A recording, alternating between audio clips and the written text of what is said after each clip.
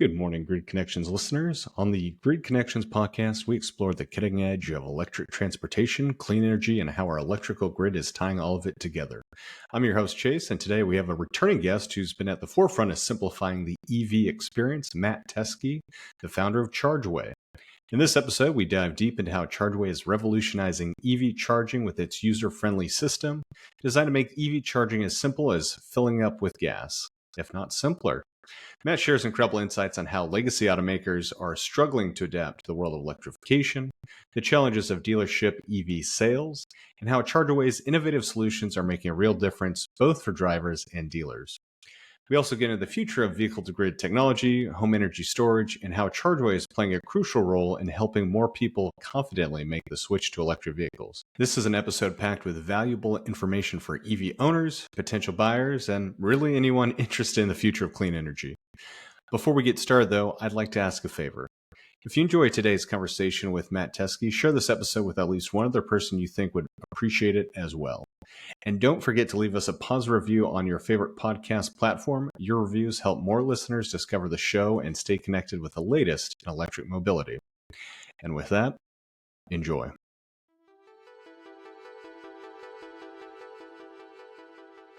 Can you just give us a quick little background on you and the great technology you guys offer?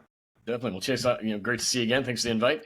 Chargeway. Again, Matt Teske, founder of Chargeway, and Chargeway is a software platform, and we focus on our mobile app for EV drivers to simplify the EV charging experience. We take all of the engineering data and all of the car side, charging side, and we translate that into simple colors for plug types and simple numbers for power levels, so that you can choose whatever car you want, and then on the map you see what aligns with your car based on plug type and plug color and the power levels of each station, so you know what your wait time will be based on all the engineering by simply looking at a power level on the map. So at a quick glance, you can get a sense for, I can fill up in maybe 40 minutes at a level 6, or maybe an hour and a half at a level 5, or maybe 2 hours at a level 4.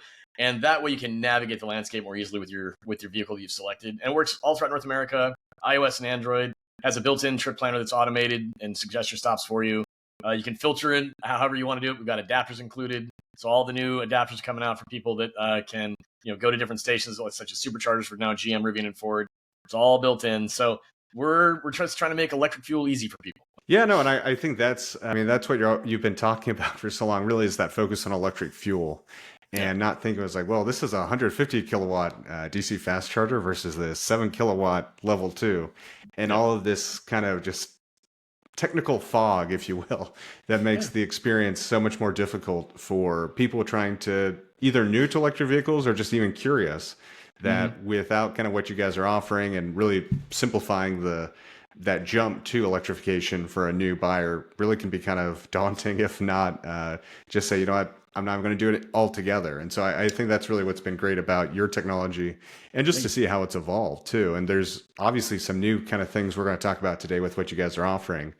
But I think I was even talking to someone a couple of days ago about this, with even all of the electric automakers kind of agreeing to go to the North American charging standard. There's still so much need for figuring out, like you're even talking about, we still have to deal with adapters. And even when 5 years from now or whenever that this has become fully integrated, I think there's still so much need for just around figuring out where it is, and even looking at the native infotainment and route planners really in electric vehicles today. I think I was using one the other day, and the Tesla, it's really like you guys, Tesla, and that's about it as far as like having a system that really effectively works for route planning right now.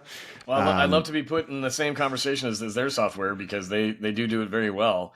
But to your point, I think that I had a conversation about this earlier today, actually. The issue I think that's happening, especially from the legacy auto brand side, is that they've built the cars with the big batteries in them. So now they're building electric cars, right? But the software side is also not their prowess. So they are seeking out software support wherever and however they can, whether that's Volkswagen trying it internally with Cariad, and then finally switching over to partnering with with Rivian for Volkswagen side. But also, brands like GM that are working with Google, for example. They're all going to wherever they think the software can help make it happen for them. I think the Volkswagen Rivian connection will be, I think it'll in time will work out pretty well, because Rivian is more of a brain trust around kind of the Tesla approach. There's a lot of Tesla alumni that are there. Yeah. But then you look at like legacy brands like GM and working with Google, you kind of have this issue of GM knows they need a better software solution for in-vehicle software, and they're going to a very large-scale software provider that has a lot of prowess in it. But you then have Google not really living out the fact that they're building software for cars; they're building software for a lot of things.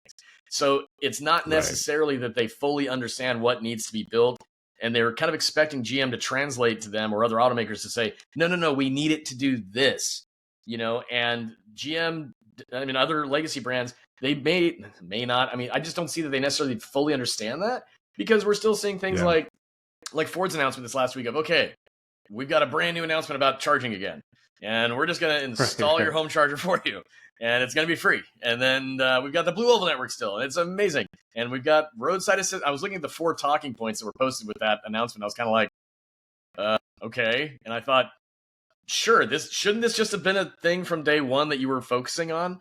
But I think it was kind of more evidence around the fact that when it comes to charging, whether we're talking software or strategy around how we communicate it to buyers, there's just still a ton of gaps that are not fully yet understood, I think, from the legacy world. So, yeah. No, and I think I'm really curious to see, mentioning the Ford rollout, how that's going to happen, because I think it definitely has a lot of good potential, and there's a lot of great things they're including, but it also kind of shows to me, like kind of what you've alluded to, some of the gaps still in that knowledge. Like, well, it's charging and there's home charging. Let's just find a partnership. Someone else will do it. Then it's taken care of. Then they'll buy these electric vehicles, right? Versus kind of like flipping the mentality around, like, okay, or even really just trying to figure out that first principles and going to what is the problem and figuring out what that truly is before you try to solve it. Well, that's a great point. And the first principles idea that you just mentioned, I think as we've been saying, and I've been, Charge has been saying, and I've been saying for what now is like the better part of a decade, is, it is about the new fueling experience and how it aligns with the vehicle you select and the lifestyle that you have, and how you make it simple for people to naturally get themselves into that. And I think this, the announcement from Ford is another example of the disconnect that the automakers are having with how they're being able to train and leverage the dealers to do a lot of this work on their behalf. And, the dealers, there's, from the dealer side, there's been, some elements of embracing EVs. There's been some elements of them saying, no. And again, from rooftop to rooftop, it can differ, obviously, showroom to showroom. Yeah. I think that is going to still be something that the legacy brands, this is just an example through Ford of just saying, we are going to like smooth the runway so much to say, we'll pay for it. We'll just do it. If you have a home, we'll just take care of it. We don't even care anymore. And that's all that has to be translated to the showroom. I think that's just an example of a legacy brand saying, we're just having to resolve some of these hangups for people saying yes to our products. But I still come back to the fact that, if people don't realize there's another fuel option out there, and they're not thinking of, I want to buy a car that runs on electricity because of the benefits around that, then we're still going to have a lot of vehicles sitting at lots now, because we've moved beyond the early adopters that did all their homework. We are now hitting that chasm and an adoption curve. And so that's, I think, something that, we're just going to, until we address this, to your point, until we ask what is the problem and address it correctly. Again, I watch football all the time. I don't see an ad for electric fuel, but boy, do I see fossil fuel commercials. There you go. So, I don't know. I feel like a broken record at this point, but damn it, I think I'm right. Well, I think what's also really interesting about that is, I think just looking at legacy automaker, there's such a big disconnect, I think, between the boardroom and then the actual engineering of the vehicles still. It's gotten better, but like, I think a great example of that was kind of just the North American Charging Standard announcements that were kind of executed by these legacy car companies a little over a year ago now, saying just like, you know what, if the CCS thing's the issue, hell with it. We'll just go do what Tesla's doing, and that'll solve the problem, right? And then it was kind of caught off all these engineers actually building the products. Like, wait, what? Oh yeah, off guard. I've heard that. I've heard those stories from people that are inside the some auto brands saying, we had no knowledge of this. We read the press release just like you did, and we're like, we decided what? So yeah, that was, again, that was a bit of again, I will give credit to Jim Farley, for basically just saying, look, I finally realized I need to address this, and what that then did on behalf of incentivizing and encouraging others to do the same. So again, my opinion is Tesla's plug design here in North America, without a doubt, is more elegant than anything else out there. It's simple, it's lightweight, it's the same at home, away from home. I mean, the beauty of design in that respect was designed for people. It wasn't an engineering solution Right. that then just got Right. was handed to people. So I think that's a good thing. But the problem, to your point, is the knee jerk. We'll just do this. It didn't take into Yeah. consideration other elements of, okay, because of software in the background, how do we explain that not every supercharger is accessible via these adapters? How do we contend with the fact that the plug, the connector ports on these vehicles are not uniform, and so we're blocking chargers if an F-150 pulls up? I mean, it just feels like it's designed chaos still in some ways, even though on paper it sounds like it was a better decision, and I think it'll Right. prove to be, but it's going to be some pain along the way. So. When I think the next part of that I was going to go is not only do you have this kind of design, I like that design chaos internally at the organization, but then you have the dealership level of it. And I do agree with you where it's like, I've even had some recent experiences with dealerships. And to be honest with you, I thought the salespeople themselves were nice, great, and understanding. But anytime I asked about electric vehicles, they wanted nothing to do with it. Sure. Partially, understandably, they have a quota. There isn't a huge incentive for them to go down that path to ask all these questions to figure it out. Whereas they know they can just kind of huck the combustion vehicle. But the part that really surprised me too, that just was this another level of, and I think just in the realm of EVs and EV charging, the old saying of like the path to hell is paved with good intentions. Oh yeah. And one of the things they were talking about was just like these EV incentives where they're just like, well, this one qualifies for 3750. This one doesn't qualify at all. Yeah. They qualify if you lease them. And so there's just like all this like well-intended things that really make, at the end of the day, for a lot of dealerships. Not that it doesn't happen, but I mean, when you're the salesperson that has to hit a quota by the end of the month, or they lose their job or whatever, it's just like, okay, I'm just going to sell this combustion engine vehicle because I know they'll at least understand I can go on the next thing. Yeah. No, I mean, no, you're very correct in that. The incentive piece and how it was designed, again, how the politicians got involved with this in the last few years around reimagining the federal rebate and things of that nature. Again, best of intentions. They wanted to, on one hand, maintain giving a financial benefit to consumers. On the other hand, they wanted to incentivize automakers domestically to, produce, mine for minerals, and do all that stuff in North America to encourage job development inside the EV world. All great with intention. For sure. But yeah, to your point, it's like, how does that translate to a sales experience and an ownership experience? And the answer is, in both cases, it's like, well, this still is not working out in a way that people are going, yay. So, I don't know. I mean, like, I feel like I've had this conversation with you and others in the industry so many times where I know, and there's no easy fix to it aside from admitting when you've got a problem. I mean, so to that example, for our conversation we just had about like the NACS connector, that was the legacy automakers admitting they had a problem as it related to ease of access to electricity as a fuel type away from home. And that's why they said, we'll just wave a white flag and embrace Tesla's approach.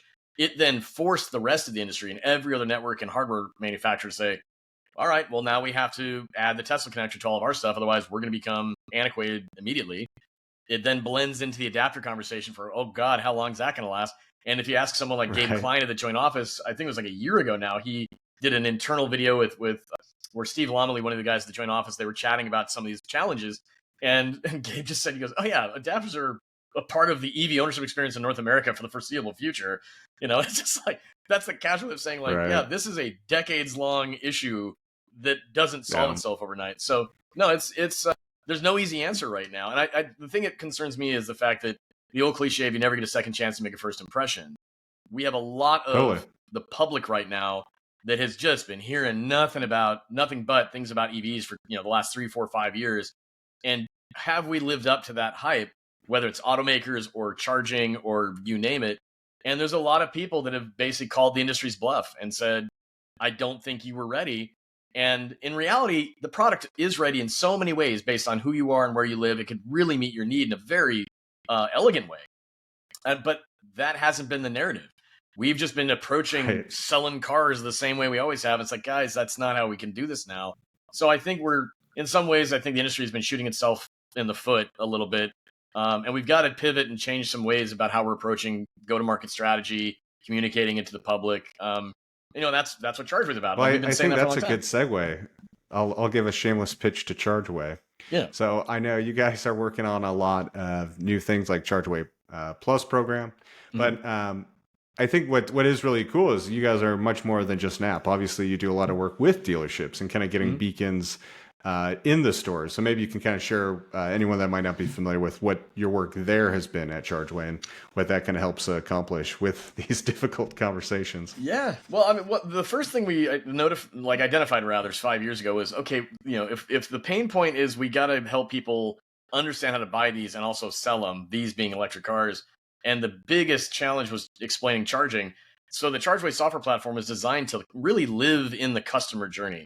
So we can put our solution on a dealer website, on a utility website, and show that if you choose this car, we make it easy for you to see where you charge, how you charge, plan a road trip, etc. But that same solution can then live in a showroom at a dealership in a kiosk format. And then the same solution can be downloaded to your pocket on an iPhone or an Android phone. And that means that you keep a consistent visualization, explanation, and experience through the process of hopping through the hoops of, did I finally buy the car? And so the retail experience and the kiosk, the beacon as we call it, is really meant to be an electric fuel sales expert on the showroom floor at any showroom that's dedicated to that brand of vehicle. So if you're in a Volkswagen showroom, it showcases how that works for Volkswagen EVs. If you're in a Chevy showroom, same thing. And we've had a lot of success getting it into showrooms and training and showing dealer sales reps, look, if you get this question, here's your response. You get this question, here's your response. We had a great quote given to us the other day. We have a program in the state of Michigan that was funded through the state of Michigan and working with utilities in the state to deploy beacons into showrooms throughout the state to get different feedback from different buying geographic areas. And one of the people from the program went and visited a dealership that has a beacon, and they had recently been trained. And at the end of the conversation, this person from the state of Michigan said, I have to be perfectly honest with you. At the end of it, it was very clear that sales rep had really leveraged that tool in their sales experience, in the sales process rather. And by the end of it, I was convinced, like, I could buy this car. And I said, exactly. That's the point. And so their response was, no, you could tell that sales rep loved using it because it did answer questions easily, visually, and it made it so that I could feel confident. And so that's where we are at. But as a small company, we have to find the right partners to help us distribute that solution as far and wide as we can. Utilities have been a great partner in that process. Obviously, states where we've been able to get grants have been a great part of that process.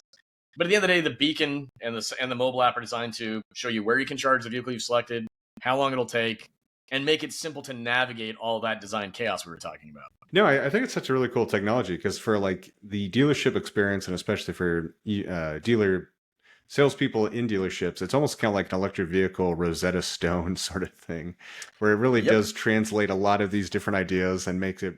And I mean, for me, even personally, being a visual person, I really like that it is not just like another flyer. You can kind of tap the screen and it kind of just starts kind of changing these.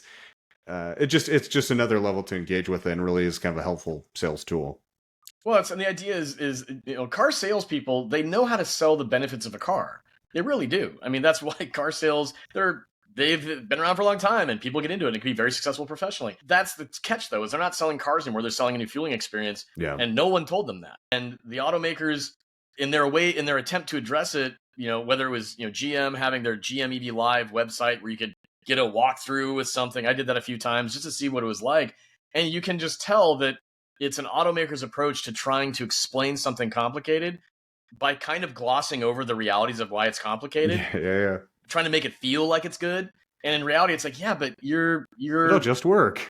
Yeah, kind of like, and I mean, and these were loaded questions. Product. Right. It's just like, guys, the Apple product is a closed ecosystem in the way that Tesla is.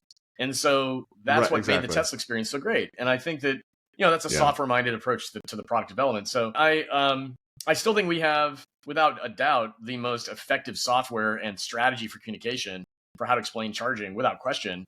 We're just finally to a place, I think, where the rest of the industry is finally starting to really feel that pain. And they're like, we got to keep figuring this out. And we've had more just natural interest from stakeholders contacting us this year who have said, we think that you have the right strategy. And your comment about Chargeway being the Rosetta Stone of the industry in that way, my brother said the same thing to me years ago.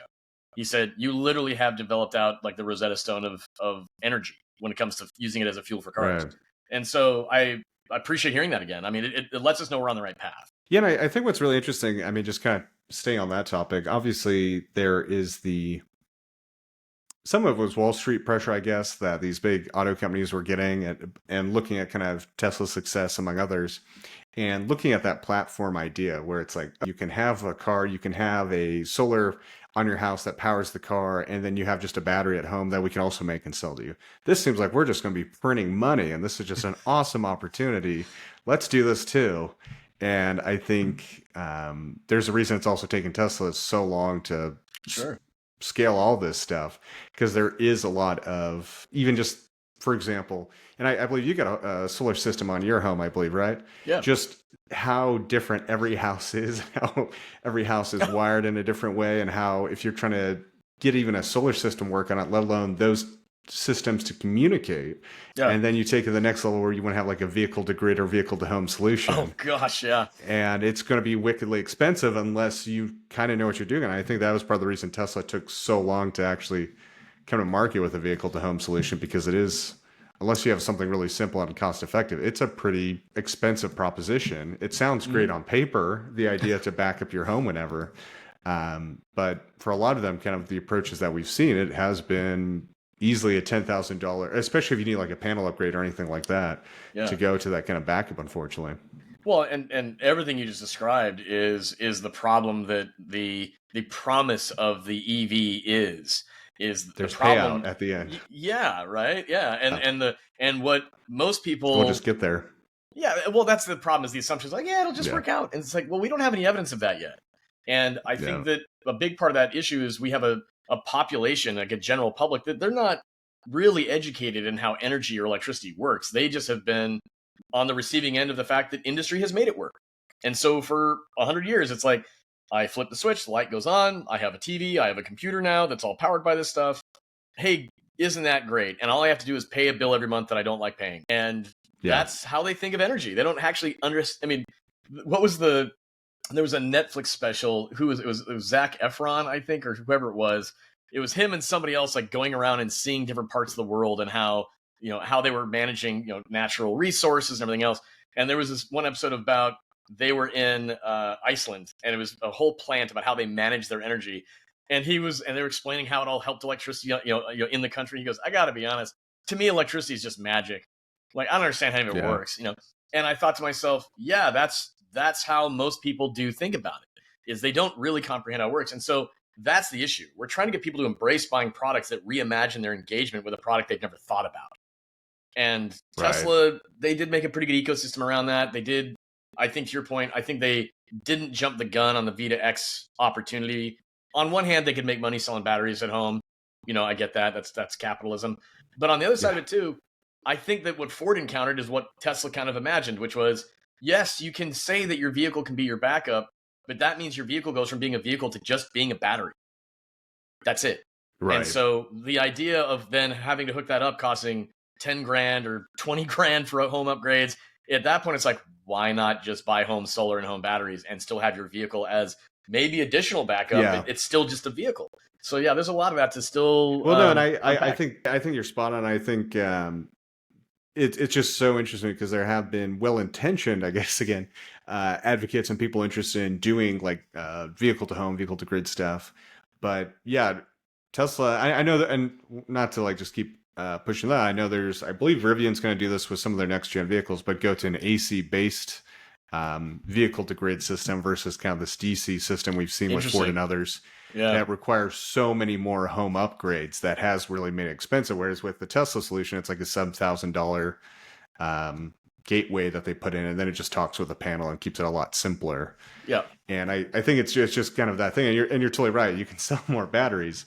But what this does also finally unlock, and I mean, I'm personally interested in it, is like, okay, I don't need to buy 7 batteries. If I can get it to work with my car, I'm okay to buy 1 or 2 when I want to drive the car around, and then the car is kind of the main thing. But that's a whole nother discussion. That strategy is, I think, exactly how I view it. I mean, my wife and I have home batteries at our house, and if inevitably we can unlock our cars to be a supplement to that as well, that's just gravy. But otherwise, we're off grid here in Portland, where we're based. We're off grid like 6-7 months out of the year. We just solely rely on our solar and home batteries, which is amazing. We're in Portland. Yeah. Imagine if we lived in Yeah. Scottsdale. Yeah. Right. Yeah. I mean, what is it? Germany always gets like, this was a stat I learned years ago, but it was like Germany was getting like 30 to 40% of their energy from solar. Yeah. And their most sunny spot is still less sun than the least sunny spot of Oregon, which is Astoria, Oregon. Wow. And that they were still able to get so much solar that kind of just tells me like there's a lot that need to be figured out in that realm too. But it can It's work just about anywhere when priced right and kind of figured out. Oh no, without a doubt. I mean that solar. I Yeah. mean, again, you've heard people like Elon and say it over the years, but there's been plenty of other people saying it longer than him, which is there's this gigantic energy source just hanging out every day, and Right. we can draw from it. It's pretty simple. I think energy storage was really the breakthrough on how we could really position that from a personal experience for people. And Yeah. that's why I referenced the concept of energy ownership moving forward here in the U.S. And beyond, where you have to help people see that they can kind of, especially if they're homeowners, renters maybe not so much, but Right. homeowners, they can be in many ways, the master of their own destiny around how much are we controlling our energy and what does that create for our confidence in either lifetime of cost savings or energy backup in case things happen with the grid, as we just saw with Hurricane Helene and how devastating that was across multiple states. That is going to be something that people are going to have to start actively thinking about. But then who's marketing this to them? Is it automakers? Is it utilities? Well, Yeah. not really, because the PUCs have made it clear that utilities can't just go and say, hey, buy this Right. product. And so there's a lot of bureaucratic hangups, legacy hangups around messaging, conditioning around the population about how they've been using products. There's a lot we're working through right now as an industry when it comes to clean energy. Yeah, and I think that is kind of one of those things. I'll change the subject here just because it does seem like we keep coming back to the same thing. Like we don't know what the answer is, and it's not great, but it is slowly improving. And Oh I yeah. think what is really interesting is this is just kind of another example of, and once again, it's not to like focus on Ford in a negative way, but when they started doing these kind of vehicle to grid things, they partnered with Sunrun, which does a lot of solar and home battery backup stuff. So it seems like that'd be a great partnership. And Mhm. I think it's probably changed, but yeah, it was pretty clear early on, at least. They ran into a lot of issues with trying to get both these systems to talk together. And it's not just like, oh, we're the auto industry. We've been able to work with using contractors and parts suppliers for years. We'll just find our own supplier for solar and it'll be fine. And it kind of is just that unfortunate kind of wall that a lot of these companies keep running into around just like a lot more of this has to be done either done internally or have a clear plan of how to execute it internally. And so when you do go to suppliers and like you're kind of saying with Google on the software side, you Mm. have a clear message that you can say, this is what we need. We Yeah. know we can't do it, but we need you to build it. And if you don't have that, then you do kind of run into this cyclical issue. Oh, yeah. I think what you're defining there is if you don't have a vision for the Yeah. product experience and you're the decision maker around that, well, then if you just decide to do a parts bin approach or a partnership approach that you think is gluing together what you're trying to replicate, which is what you're seeing the competition do, yeah, you're not going to create an end game for consumers where they'll say, "Wow, this was really well executed or really well thought out." They're going to have pain points that will make them say, "I wish I hadn't done this," and that's the last thing you need, Right. because then inevitably you create a skeptical buyer in the future. And I think that's the biggest challenge right now, and a big issue and risk right now for the EV industry is we are trying to get product in the hands of the public, and we're trying to translate the value proposition beyond just financial and whatever ways that make people feel comfortable and confident. But we don't have the best go-to-market strategy for every brand out there. It is unfortunately creating some product skepticism based on experience. And that's where, again, we just need a better, exactly, you said it. We just need a better strategy on what the vision is, as opposed to we just gotta. And I think there's been billions Yeah. spent now on the we just gotta. Yeah. As you said, you're like, oh, these people that were making these decisions in these boardrooms, because they're like, oh, look what the competition is, and we got to meet and match that. And I recently was on another podcast, and they had another conversation about this where I said, wait a minute, so Jim Farley, as an example, I credit him for saying we got to make a switch around our charging experience publicly. But the way that it was framed was, I was out with my family, we're on a road trip with one of our Ford electric vehicles, and we were just not having the best of time figuring out the charging experience. But my kid pointed out, look at a Tesla thing. It seems to be easy for them. He's like, gosh, yeah, you know what? You're right. Let's just try to partner with them. And I remember saying, I was like, wait a minute. That's when you had that moment? Like, you've spent billions of dollars on this product development, and that's when you had that moment? And that just shocked me, frankly. That bowled me over. Well, and I think, I mean, and maybe that's just a fun example, or kind of like because I've heard that same story too, and I kind of got the same thing, and I was like, well, maybe just sounds better than our analysts showed me all this data, and we realized we have to do this. But no, I think that's another thing that we unfortunately talk about a lot on this show, where you have people making decisions, not just even in companies, but just like around policy, that don't actually drive electric vehicles. Oh yeah. And so it can be so puzzling from the outside in of like, why doesn't this just work? Or it's literally just plugging something in, like I do my phone. Why doesn't that work? Yep. And it really does. You really do need that day-to-day maybe pain of trying to do it yourself to realize how big of an issue and how serious this is to be solved correctly.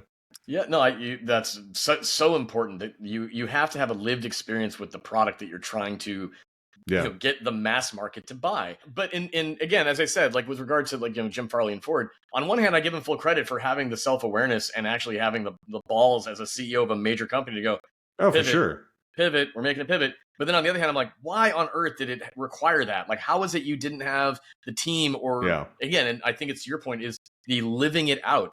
And I think that's because they were approaching it how they always have for product development, which is we make cars and trucks. We build them in the way that we think is going to be marketable to the public. We've heard that electric vehicles are the future. We've been mandated in some ways, so let's figure it out. And so their approach was how they've always done it, which is drawing board, get the vehicle designed. Now we got to put a big battery in it. Where do we get the software from? We source it as we always have. And then like when Mary Barra was interviewed now 7 years ago when the Bolt came out and was asked, what's your plan for infrastructure? And on that day, she said, we don't do that. Now, their tune has obviously changed. They got partnerships with EVgo and go down the list. But the fact that there was not, again, this gets back to the vision point. There was no one internally that was embracing the vision of that evolution. They were, and still are, being very reactionary. And this is where, people like John McElroy, who's been on your podcast before, and I enjoy chatting with him, hearing him explain what he sees and product differences between like what he's testing from China and what he's seeing domestically or from Europe, and how he's just like, you can tell there's a different vision here. You can just tell they understand it differently. And I think that you then couple that with the fact that we now have tariffs keeping the public from experiencing these products. And I think, the American public is going to be sheltered and insulated from maybe seeing what the future of their energy and transportation world can be because of these things. And I don't think that's the right path forward to keep domestic brands competitive. I don't think it's a good strategy. So. For sure. No, I agree with you there. And I guess that's kind of an interesting thing that we talked about a little bit before the show, was just kind of the scale back we're now seeing indirectly kind of with the tariffs too. But the scale back from OEMs. And I'd be just kind of curious, maybe what you're seeing in that regards, or just what even your thoughts are about that right now. I think the tariffs that we're seeing are with the kind of, again, with the path to hell is laid, but it's paved with the best of intentions kind of thing. We're looking at a situation by which policy has been driving a lot of these decisions around, okay, how are we trying to help industry create jobs, compete, improve? But if industry is not embracing those policies and saying, we do want to compete, we do want to improve, we do want to evolve, I think that the pullback we're seeing is based on the fact, on one hand, they're being protected. They don't really need, to be as competitive as they should be. And on the other hand, they're looking at it saying, okay, well, practically speaking, what's happening at our showrooms where we're trying to sell these products? And we're starting to see that EVs are starting to pile up at showrooms, and we're seeing various brands talk about it. Let's be very clear, though. EV sales are still going up. I mean, they're not flatlining. They're not going down. They're just not this crazy spike of the sale that I think some people might have anticipated. Hockey stick growth. Yeah. But we're still seeing sales. And again, if you're in an urban city center, you're seeing the fact that, there's more EVs and more models on the road. Variety's hitting more. We're seeing the GM with the Equinox, the Blazer, the Silverado, the Denali. Those are good things, right? So my concern then is as to what we're seeing on these pullbacks. Again, it gets back to what I've often said, which is, an EV is just a car. People need to see it as that's a reliable car. and it is coupled with a fuel that they know what it is and they know how to use it and they can trust it and it doesn't overwhelm them. And I think that we're now seeing that real pain point live out, which is, why would the public rush into the dealerships to buy a car that they perceive that they can't trust? And that's not because it's a car. Yeah, it's because of how they understand how they use it with the fuel. And so, I'll keep saying that until it sinks into the industry. I feel like but is that the only problem with what we're seeing in the industry?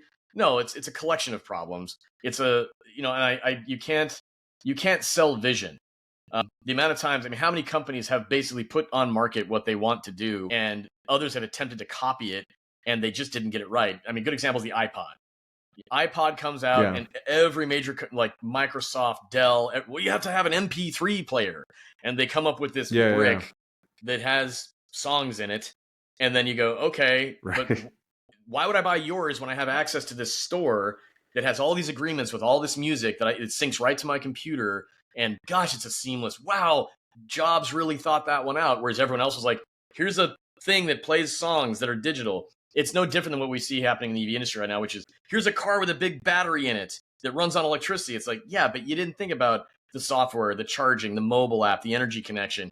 And they're reacting in real time to try to figure that out. Well, and you also brought up a really interesting point about EV sales aren't skyrocketing, but they're still growing. Yeah. And when you look at the actual, kind of speaking of John McElroy, this is one of the things we talked about, was the actual auto market's actually shrinking pretty considerably compared to what they had expected it to be even earlier this year for this year's total auto sales. So it is, I think, definitely one area to still be optimistic that, sure, it's not growing as fast, but when you look at the larger automotive market, the fact that it's even growing at all this year, if you're kind of paying attention to what else is going on, is actually still pretty impressive. And I completely agree with you on the vision part of it versus just like, oh, here's a competitive product, here's a widget. People are buying widgets, right? And not understanding that there's kind of the platform or overall experience that attaches with that. Yep. No, I think, and it's interesting too, is the latest graph I saw about this, and I forget who shared it, but the data effectively expressing that peak combustion vehicle sales actually happened in 2017. And from that year, we have been seeing combustion vehicle sales go down and plug-in hybrid, and electric vehicle sales go up. I mean, hybrids still just run on gasoline. I'm not a huge fan of lumping them in. If it doesn't run on electricity where you can actually fill it up with electricity, I'm like, that's not an electric car. But at the same time, it's true. We are seeing the variety of fuel sources being electric and how that pairs to sales. It is that those sales are going up incrementally. Combustion sales are going down, even if we're seeing a tapering of vehicle sales overall total in the market. Sales, we're still seeing that EVs are gaining traction, and maybe, I don't know, maybe that's a soft skepticism from the public, and there's a consumer psychology piece to that where people are, well, on top of it, this is where John would just step right in and go, these cars cost too fucking much.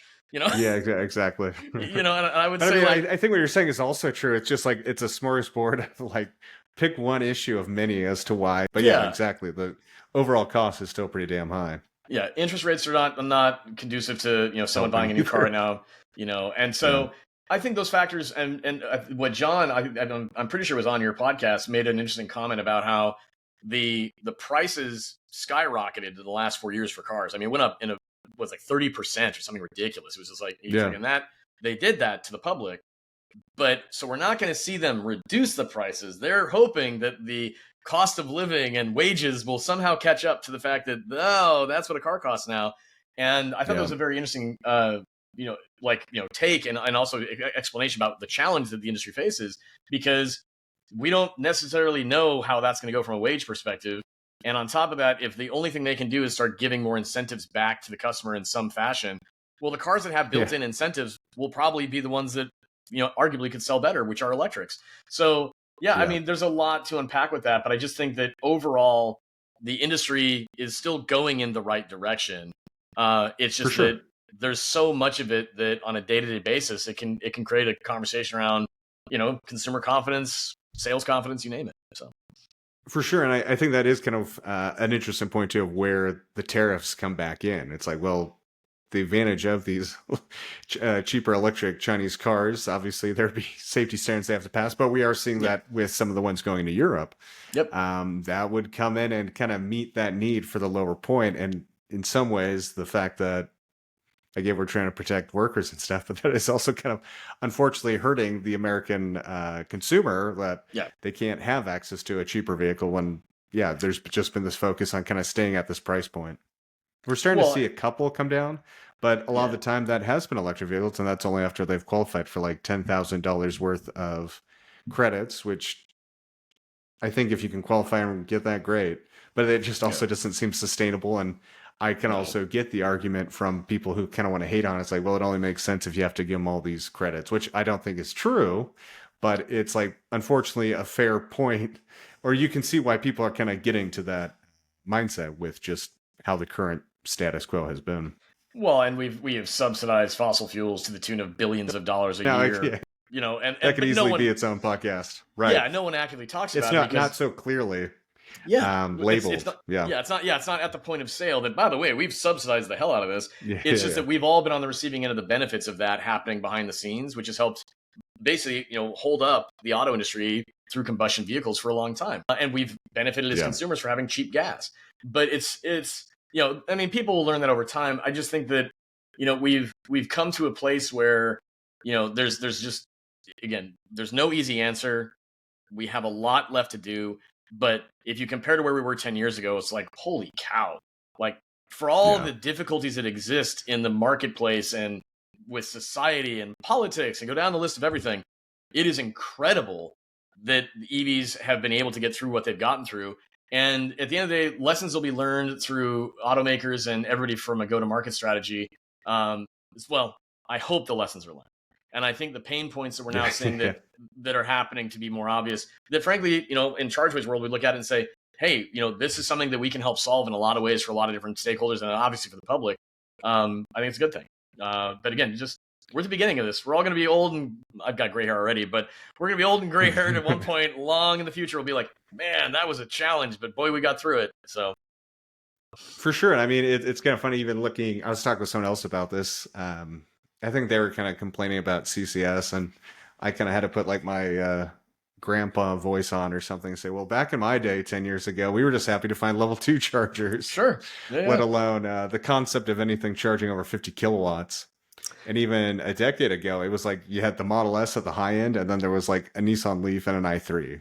Yeah. And it was such a small portion of the actual auto market, or I guess auto buying market, that EVs could even be a thing for. And now to see how many more models and areas that are covered by not just different EVs, but different automakers too, is definitely something to be also optimistic about.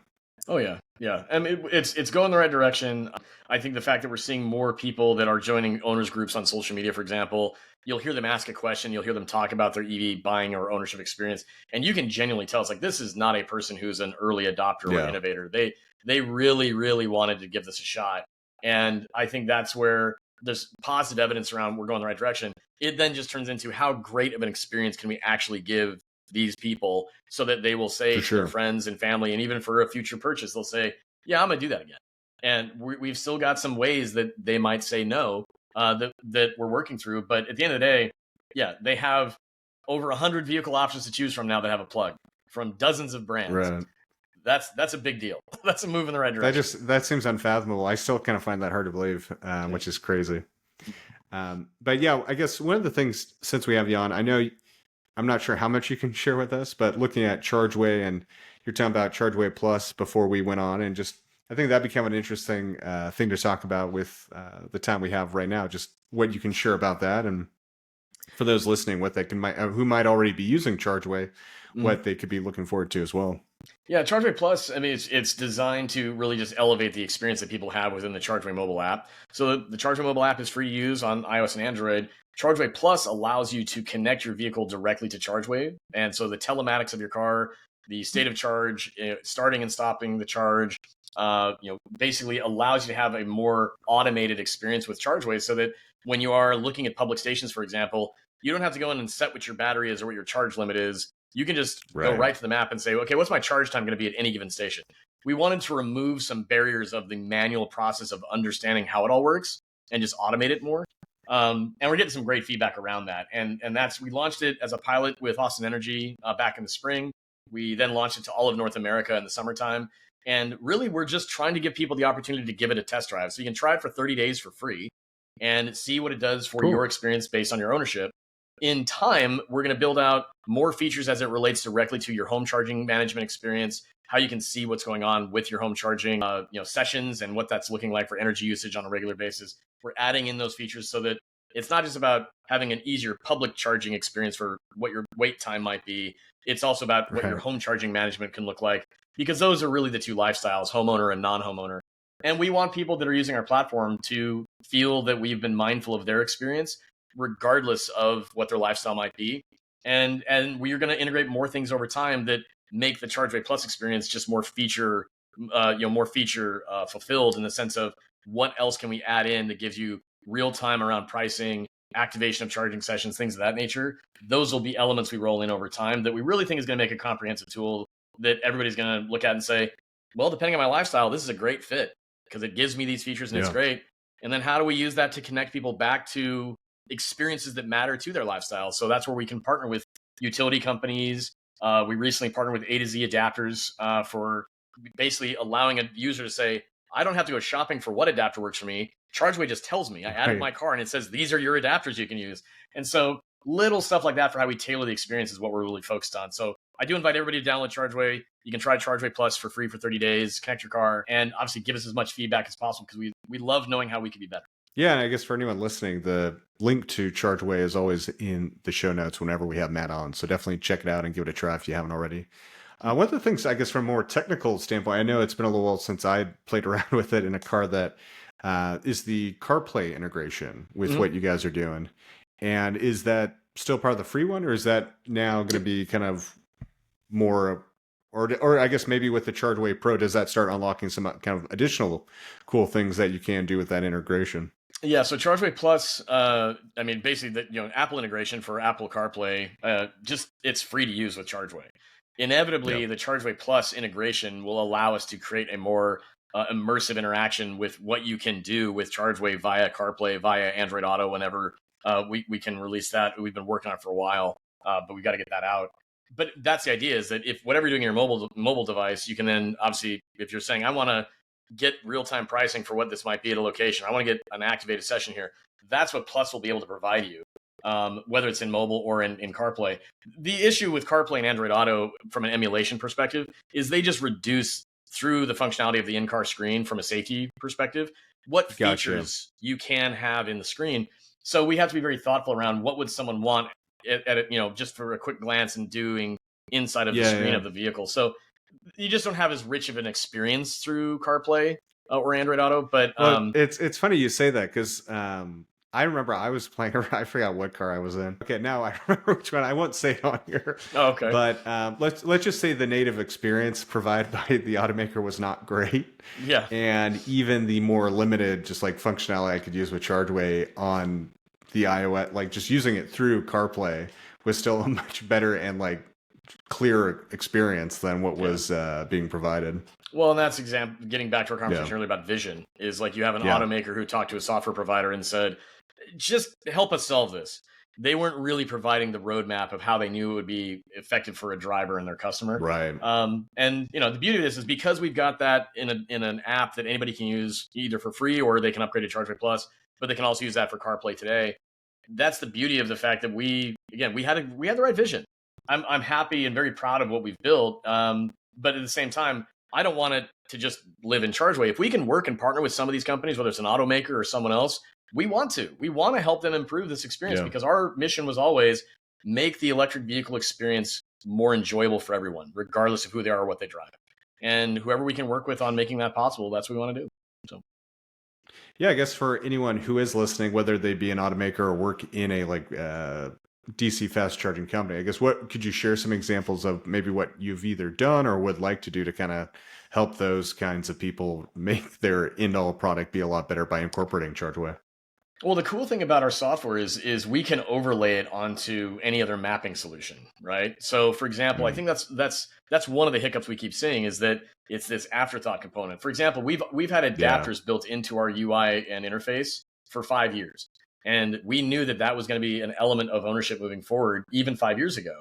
So now there's all this in-car interface where they're trying to figure out, okay, what's the best way for us to apply adapters, turn them on? How does that change what's happening on the map? This is the best part about Chargeway, is at a glance, you can look at the map and know that plug color means I can just plug in natively, or I've got to use my adapter. And that number means I'm going to be there for 15 minutes or maybe an hour just by glancing at the map. That's what our system provides. And so if you're in a vehicle, that's what you want for ease of use. The fewer times you have to stare at the screen to figure something out or go through a menu or doing a filter, it's like, how about you just use something that was designed with intent and it had vision around how do we make this easy for everyone based on what we know they need to know? That's an example of where I know we could really help and work with a lot of these in-car experiences that various OEMs are working on. We could help make that and improve that in a variety of ways. And that translates right back to in-vehicle experiences for, like using things like push to talk and communicating to your car. Instead of saying, find me a CCS combo SAE standard 150 kilowatt DC fast charger within 5 miles. It's like, hey, find me a green 6 within 5 miles. Like basic stuff like that. And how does that translate to more customers that maybe are bilingual or don't speak English? And how do we translate that for them? These are things that we were very mindful of. And that via our software, how it can be applied to user experience is where we can really, really help a lot of different stakeholders improve what the EV experience can be. And it's been a little while since I've used the app because I was playing around with it on a road trip about a year ago. And I'm trying to remember, do you guys, and maybe it depends on the actual DC fast charging provider and what information they share. Does it share what like the availability of chargers is for certain companies or not? I couldn't remember. For real-time status? Yeah. So we do have real-time status for most of the major networks in North America. Right, which is such a huge thing unto itself. Yeah. EVgo, Electrify America, Tesla Supercharging, Blink, and some of the regional like EVCS is mostly West Coast. We have real-time integrated for them, and we're integrating more real-time status for more networks on a regular basis. They're contacting us saying, "Hey, how do we do this?" So there's ways in which we've maintained wanting to empower drivers, give them agency in their decision making, but also provide networks the ability to have provide much better information via our platform. And so, the real-time status piece is important. And that's something that, again, we've integrated, with as many networks as we can, and we're going to keep improving on that as we go down the line. So. And I think one of the things I've always said about electrification is like for it to be successful, it doesn't have to be just as good. I mean, this is true with any technology. For it to be like the new standard, it can't be just as good. It has to be better. Sure. And I think that's where some of these kind of real-time functionality things are really cool, especially when you're on a road trip. If you can see proactively where you can skip, or if you just go a little bit farther, it's going to be cheaper or quicker overall. That's just not, I mean, technically you could, but it's just something you don't really have available to you in a combustion vehicle. And it requires so much more work even if you were to try and find some of this information. I think that's just some of the cool things that we're really seeing with what you guys do. And obviously like Tesla kind of offers some of this information natively for their system, but having a much more just cross charge provider solution is such a cool thing to see, and is really what EV drivers need. And I think kind of goes back to like, how do you create an experience that's better and just more of a honestly easier to, and I think that example you just had about like trying to find like what's near me versus like I need to know a CCS between 150 to 250 kilowatt within a certain, like just making it more user friendly. Well, that's overcomplicating it. That's the beauty of it is if you give people a way to navigate the design chaos, like we were talking about earlier, if you give people a system by which they can navigate it based on their own personal experiences, where they can look at it and say, all right, I've connected my whatever vehicle it is, my Volkswagen ID4 to Chargeway Plus, and I know my vehicle's level 6. That's the maximum. My vehicle's a level 6 car. I go to green stations. My current state of charge is 4%. It says I want to go to 80. I'm going to go look at the map. They can easily tap on a pin and go, I know instantaneously, based on the engineering information in the background that Chargeway's helped me with, that's a 40-minute charge at that station there, or maybe it's an hour charge there, or maybe it's 30 minutes here. And that beauty of simplicity around personalization is what we designed to be holistic and agnostic, in the sense that you can choose any automaker you want, and we will make that experience that way for any brand of vehicle or any model you choose. But then we're holistic in the sense that it is based on the landscape of what you have as options based on charging out there in the wild. And it's a lot to manage. It's a lot to curate. But I think drivers, as they become exposed to what they know they need to know over time, will appreciate the Right. approach that we've had. So No, for sure. And no, and I think that's what's really cool about it too, is it is not only super approachable for new people, but it does kind of have those kind of pro features, if you will, that kind of like as you start kind of learning and kind of playing with this and getting that confidence of driving or road trip and EV more, you're like, okay, how can I hack this better? yeah, That tool really does allow. yep, I realize we're also coming up on the hour here, so I want to be respectful of your time. But yeah. I know you've been also, among other things you're doing at Chargeway, you've also been kind of the MC at some of the Electrify Expo events. Are you the one at New York City Yeah. coming up? Yep. Do you know what the dates are for that? I was just going to say, if there's anyone that's listening to this and wants to meet you in person, I think that'd be a great event to not just meet you, but obviously learn more about what Chargeway and the team does there. Definitely, yeah. And no, if you want to meet me at the New York Electrify Expo, October 12th and 13th, I will be at that event. And it's been the partnership we have with Electrify Expo has been a lot of fun. So the founder of Expo, his name is BJ Burtwell. I got a chance to know him early on in my Yeah, career, he's over great. 20. Yeah, BJ's fantastic, and I met him over 20 years ago in my started my career in the auto world, in the auto aftermarket, and he's been in the world of marketing for a long time and events. Obviously, has a very good skill set for it, knows how to do it. We met and talked about his vision for Expo before COVID, and I was like, God, man, of all Gotcha. people, yeah, you could do this, and boy, does the industry need it. And so it's been really great to work with them. And his vision has always been, well, how do we make the experience easy for people at the Expo event? And how do we make it so that they will decide with confidence to buy an electric car? And he saw what we were doing at Chargeway, and he just said, look, I recognize that you are talking about the other side of the conversation. It's not just the vehicle, it's the fueling. And how do we roll that in? So we've been a partner to the Expo since day one. And my involvement with the event this year has been, there's an Amazon booth called the Amazon Recharge Zone. And Amazon is a Yeah, I got a partner. cover for you while at the San Francisco one. So I had Yeah. some big shoes to fill. Well, No, it's that was great, and I think it's such a great thing that you've been doing for to just as of the many things you're doing right now. It's been such a great addition to the expos and having that there. Well, it's been fun. I mean, every city, every time we talk to people that are at the event, we get a chance to chat with industry professionals. We're kind of like this. I Yeah, just have a conversation with folks about what they're working on. Oftentimes, local people could be solar installers, could be local level 2 charging installers. Obviously, other big players from the industry we've talked with that are at every event. But it really is a chance for those who are at the event in person to hear these conversations, and we invite them in to say, if you've got questions, like you just heard a 10-minute conversation about something. What's your question? And it's really fun because it personalizes, and I think it removes a little bit of that layer of intimidation that some people might have. And when we're oh for saying, no, sure. this is about having an open conversation, no dumb questions, come on by. It's been a ton of fun, and we get to showcase Chargeway inside of the booth through our mini beacon tablets that are there. And it's really a way for us to, again, have a narrative around, it's not just about the car, it's about the fueling experience. And like our conversation has shown, where does that branch to in the energy experience that you might have based on your lifestyle? It's where Chargeway wants to be. And it's been a lot of fun working with BJ and his team on just having that happen. No, and I think both Electrify Expo and what Chargeway do are very complementary in having that kind of very welcoming and also just kind of like total full package of kind of learning more about. I mean, what's cool about Electrify Expo is it's not just electric vehicles. They got electric vehicles, electric vehicle charging, and Yeah. then e-bikes, you name it. Anything kind of mobility for anyone and everyone for the family is great. But then Yeah. obviously how you guys approach it for just charging across the board at Chargeway 2 on kind of like the digital and software side of being an EV driver is such a much more streamlined and just overall much better experience than unfortunately still what we're seeing from the native stuff. So it's really great to have that, and I hope more do partner with what you guys are doing at Chargeway. Yeah. Well, Matt, I just want to say, as we come up at the end of this hour, thank you again so much for coming on today. yeah. Always a blast to talk with you, and look forward to chatting with you again soon. Perfect. Well, again, thanks for the invite, Chase. Always enjoy the chats. Again, at the end of the day, things are progressing in the right direction. I think it's Exactly. Let's awesome. end on an optimistic note. Yeah, Yep. Yeah. And exactly. I'm psyched about where things are going to go, both for the industry and obviously for what we're helping the industry do. So thanks again for the invite today. Great. Thanks, Matt.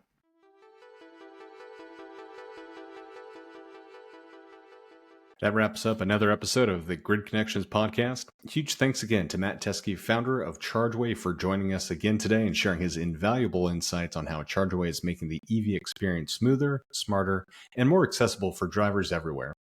If you're as excited as we are about the future of electric vehicles and the innovations happening in the charging space, be sure to download the Chargeway app and give it a try. And don't forget to explore how Chargeway's solutions are already helping EV owners navigate the electric fueling landscape with ease, especially for those who work in dealerships and are just generally curious about electric vehicles and how to go on road trips with them. I've used the app plenty of times, and personally, I'm a very big fan. I think it's great to have more options like this out there. As always, we love hearing from you. If you enjoyed today's episode, please share it with at least one other person who might find it interesting as well, and take a moment to leave a positive review on our podcast page. Your feedback not only helps us grow, but it also helps bring more great conversations like this to the Grid Connections community.